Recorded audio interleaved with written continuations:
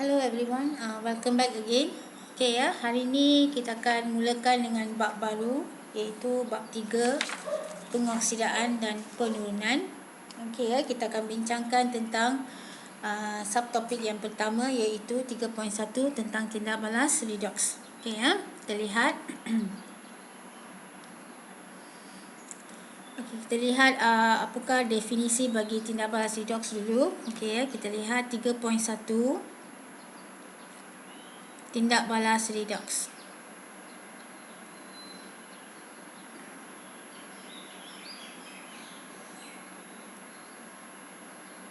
Okey ya. So definisi dia ialah merupakan tindak balas kimia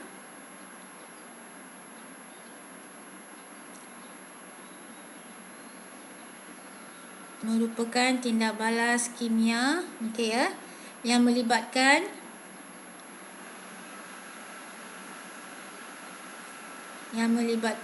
proses pengoksidaan dan penurunan,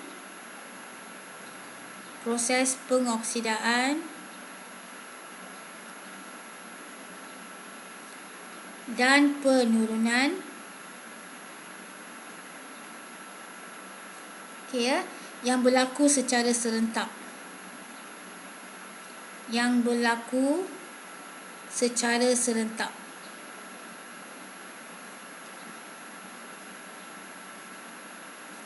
So, maknanya dalam satu tindak balas kimia tu dia ada melibatkan proses pengoksidaan dan juga proses penurunan yang berlaku secara serentak. Okey ya, kata kunci dia merupakan tindak balas kimia yang melibatkan proses pengoksidaan dan penurunan berlaku secara serentak. Okey ya. So kita lihat ada 4 kaedah ya, empat kaedah untuk mentafsir tindak balas redox.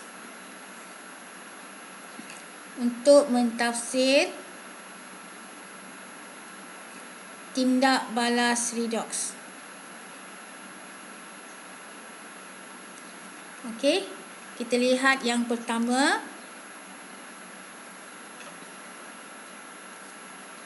Yang pertama ialah dari segi perubahan oksigen.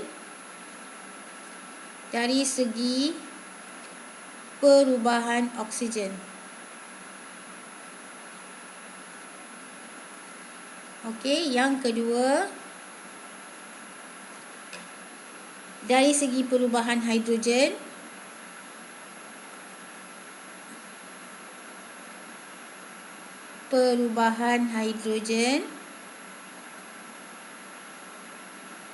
Okey, yang ketiga dari segi pemindahan elektron.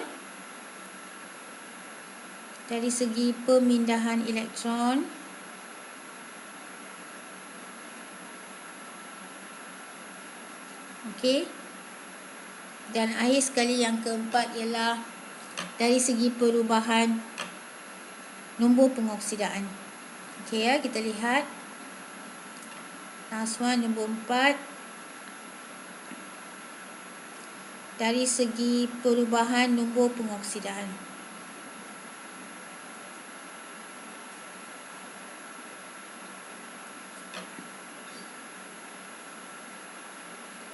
Okey ya.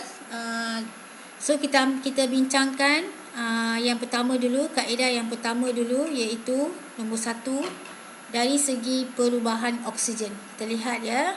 Kita bincangkan kaedah yang pertama. Okey ya. Okey, dari segi perubahan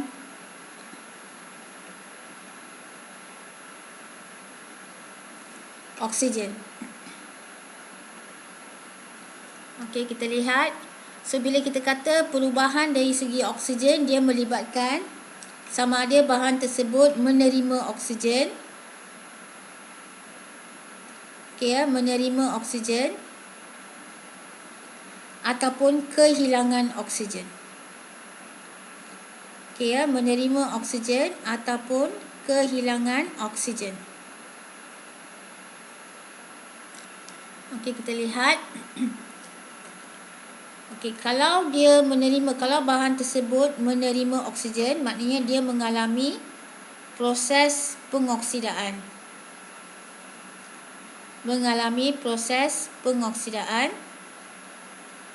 Kalau bahan tersebut mengalami kehilangan oksigen, okey ya, maknanya bahan tersebut mengalami proses penurunan. Okey ya, kamu boleh guna perkataan mengalami proses pengoksidaan ataupun bahan itu dioksidakan.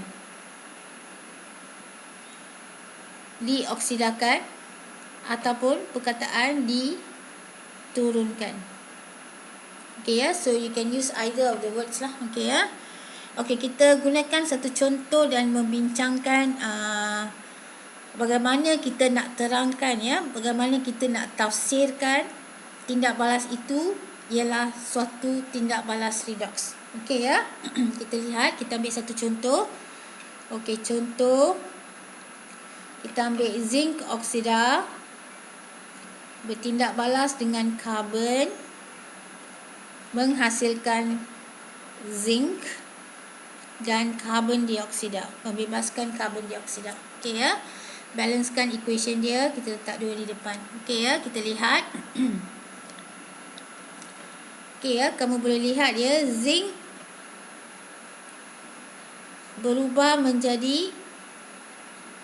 oksida berubah menjadi zinc. Kita lihat ya. Zinc oksida berubah menjadi zinc. Okey. So maknanya zinc oksida dia mengalami dia kehilangan oksigen.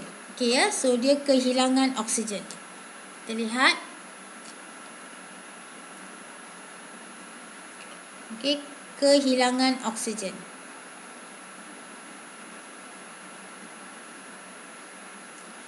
Okey, kalau dia mengalami kehilangan oksigen, maknanya dia mengalami proses penurunan atau dia diturunkan.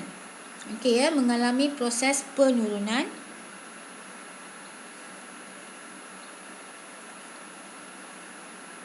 ataupun kamu boleh gunakan perkataan dia diturunkan. Okey. Sekarang kita lihat untuk yang bahan yang lagi satu, iaitu karbon. Okey, kalau kamu lihat di sini, karbon berubah menjadi karbon dioksida. Okey ya, karbon berubah menjadi karbon dioksida. So dari sini kita dapat perhatikan bahawa karbon itu menerima oksigen. Okey ya, dia menerima oksigen.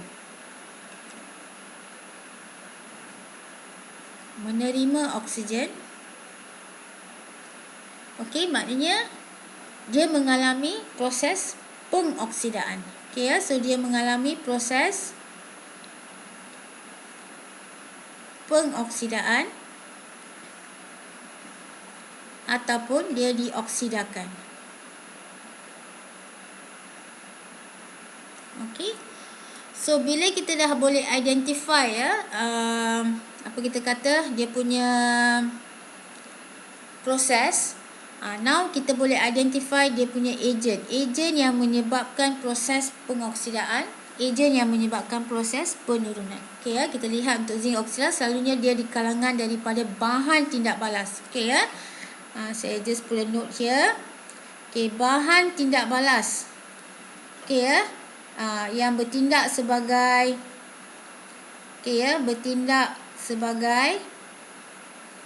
ejen pengoksidaan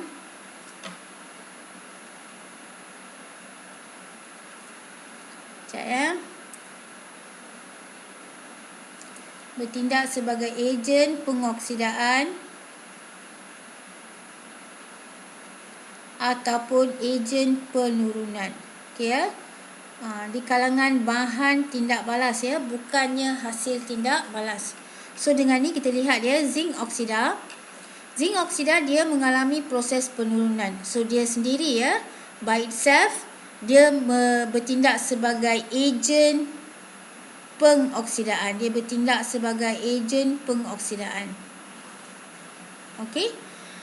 So maknanya zinc oksida dia mengalami proses penurunan. So dengan by itself, okey ya, Dia bertindak sebagai ejen pengoksidaan yang bertindak, yang mengoksidakan karbon kepada karbon dioksida.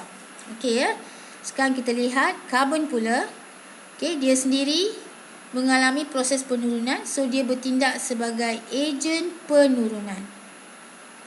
Ejen penurunan yang menurunkan zinc oksida kepada zinc. So maknanya dia act upon each other lah. Dia bertindak di antara satu sama lain. Zinc oksida mengoksidakan karbon, karbon menurunkan zinc oksida. Okey ya. So macam mana kita nak check, kita boleh lihat dia selalunya adalah bertentangan. Kalau dia mengalami proses penurunan, by itself dia adalah ejen pengoksidaan. Kalau dia adalah mengalami proses pengoksidaan, by itself dia adalah ejen penurunan. Okey, kita lihat bagaimana kita nak terangkan ya dalam bentuk ayat. Okey ya. Tindak balas di atas tersebut. Okey ya, kita lihat yang pertama. Okay, saya start dengan zinc oksida dulu. Okey, kita lihat. Okey. So, kita lihat yang pertama. Zinc oksida, boleh tulis formula. Zinc oksida kehilangan oksigen. Okey, membentuk zinc.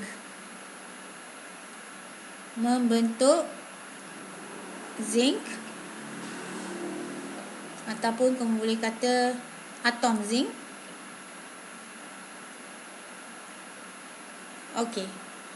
So next one, ayat seterusnya, zinc oksida diturunkan kepada zinc. Sekejap ya. Okey. Sambung balik.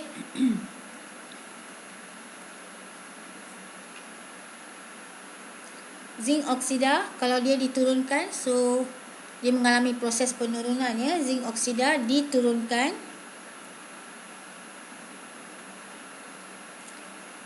kepada zinc. Okey ya. Dan akhir sekali, one more sentence, kamu beritahu dia punya ejen dia. Okey. Zinc oksida bertindak sebagai ejen pengoksidaan. Tindak sebagai ejen pengoksidaan.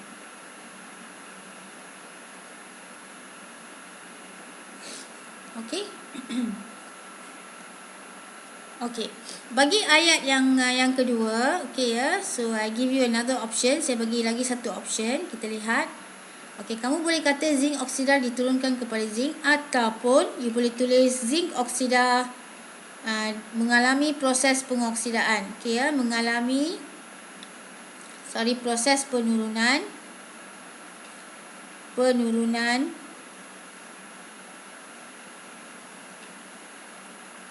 membentuk zinc. Okey ya, membentuk zinc. Boleh tulis formula ataupun nama dia lah. Okey ya, membentuk zinc. Okey. So you have two options lah, sama ada kamu tulis zinc oksida diturunkan kepada zinc, ataupun zinc oksida mengalami proses penurunan membentuk zinc. Okey ya. Okey, either one of the sentence is correct lah, dua-dua pun betul. Okey ya, kita sambung perbincangan kita kepada next one, iaitu tentang karbon. Okey, kita lihat. Okay, it's a different color pen. Okey, kita lihat. So, bagi karbon pula. Okey, karbon dia, kalau kita rujuk balik, dia menerima oksigen. Okey, so tulis itu karbon menerima. Okey ya, ataupun kita boleh tulis atom karbon. Okey. Okey, atom karbon menerima oksigen membentuk karbon dioksida, CO2. Okey ya, poin yang kedua.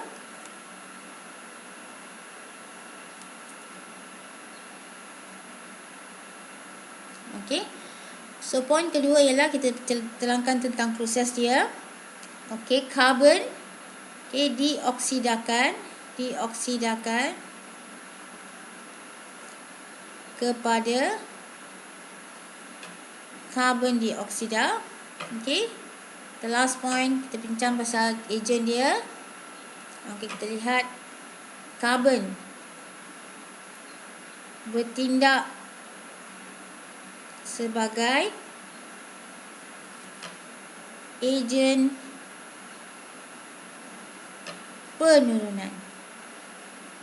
Okey, tengok ya, diturunkan. Kalau dia diturunkan, dia adalah ejen pengoksidaan. Kalau dia dioksidakan, okey ya, kalau dia dioksidakan, dia mengalami dia adalah ejen penurunan. Okey. So same goes for this now. Okey ya, bagi ayat kedua you boleh katakan karbon dioksidakan ataupun karbon mengalami proses pengoksidaan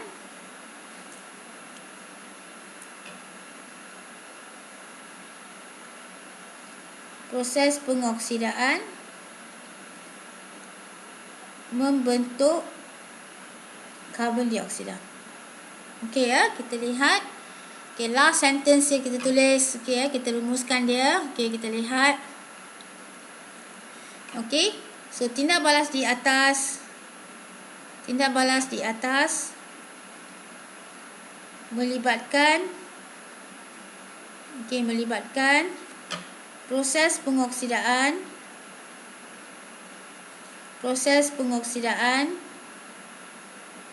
dan penurunan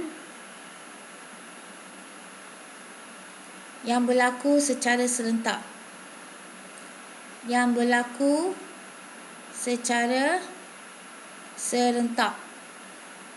Maka ia adalah tindak balas redoks. Okey ya, so maka ia adalah tindak balas redoks.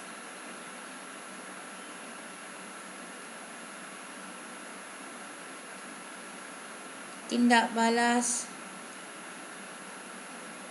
redoks. Okey. So itu sahaja, senang sahaja ya. Kita ikut format macam ni untuk proses penerangan dia. Okey.